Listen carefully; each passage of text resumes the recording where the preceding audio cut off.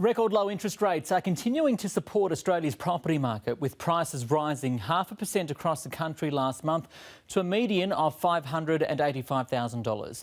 Values increased in all capitals except Hobart and Adelaide, and on a yearly basis, Melbourne and Sydney are on top, with the median price in Australia's biggest city hitting a record $800,000.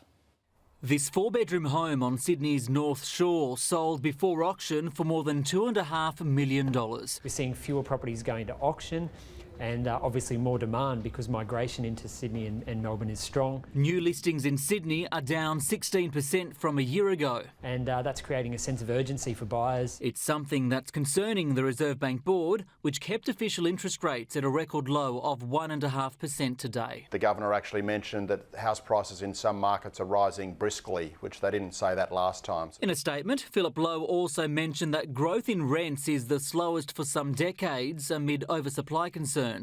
49,000 units are due to hit in Brisbane over the next 24 months. That's a 25% increase. At a macro level, you'd say Brisbane's obviously got some concerns. Also the inner city areas in Melbourne. Some parts of Sydney are on watch. We tend to talk down the risks of Sydney because the apartment market's much more established here, but we're seeing a lot of apartments in areas where you traditionally haven't seen apartments being constructed. Experts say we'll only see a sharp fall in house prices if we see a sharp rise in the unemployment rate or experience a global economic shock. I think interest rates will stay where they are until well into 2017, and I suspect you'd need something pretty badly to go wrong from here to get them to cut again. Meaning lower rates for borrowers for longer unless the big banks spoil the house-warming party.